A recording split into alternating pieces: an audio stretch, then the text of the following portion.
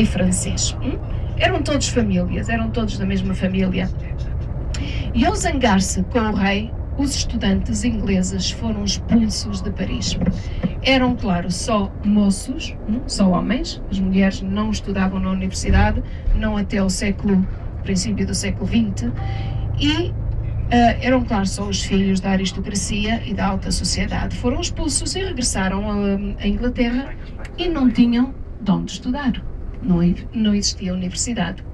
E o ponto mais prático para eles, para continuar a educação, era Oxford. Porque havia muitos conventos e mosteiros em Oxford. E, claro, a educação, já sabemos que começou na igreja. E era, claro, a educação religiosa. E os estudantes vieram a Oxford e perguntaram aos sacerdotes se podiam assistir às classes e continuar a educação deles, mesmo não estando interessados numa carreira na igreja. E os sacerdotes disseram que sim. Mas a razão por que havia aqui muitos conventos e mosteiros, para entender que temos que ir um pouco mais atrás da história, para o século VII, aproximadamente. Havia uma princesa local que se chamava Fritzwide. E essa princesa não se quis casar, que era o que as filhas da aristocracia, da alta sociedade, deviam de fazer. Era o seu dever casar-se, ter filhos e continuar, claro, a linha da família. Mas ela não quis, queria-se dedicar a Deus. E a cristianidade já existia pelo menos há 100 anos em Inglaterra. E foi o que aconteceu. Ela tinha muito dinheiro e com o seu dinheiro fundou um convento. E à volta desse convento, outros conventos foram construídos e mosteiros.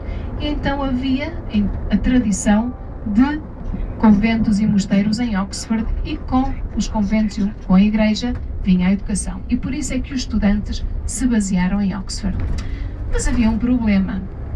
Eles não podiam dormir nos conventos, nos mosteiros, porque não eram monges, e dormiam, alojavam-se com a comunidade normal de Oxford. Dentro, alugavam um quarto numa casa e noutra. E assim foi o que aconteceu por vários anos. Mas a população estudantil, que lembrem-se que eram os filhos dos ricos da aristocracia, não se levava bem com a população trabalhadora, com os moços novos que trabalhavam e de posição social mais baixa. E havia muitas lutas entre os dois. E isso passou por 10, 20, 30, 40, cerca de 50 anos, até que, uma altura, houve uma luta... O GPS. Houve uma luta muito séria em que morreram um par de moças. E, quando isso aconteceu, houve um grande escândalo entre o colégio... ainda não existiam os colégios, ainda não existiam os colégios, eram só os mosteiros e os conventos. E um grupo de professores, que já começavam a ver professores fora da igreja, e alguns estudantes decidiram sair de Oxford e ir mais ao leste de Inglaterra, que nós agora estamos ao noroeste de Londres.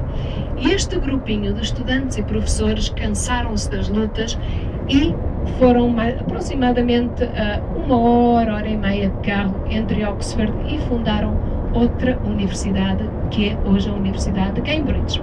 Assim começou, 50 anos depois. E então as autoridades repararam, sabiam que tinham que encontrar solução, que a comunidade estudantil não podia estar a viver no meio da comunidade trabalhadora, e foi quando os colégios começaram a ser construídos. Os colégios que nós conhecemos hoje, o princípio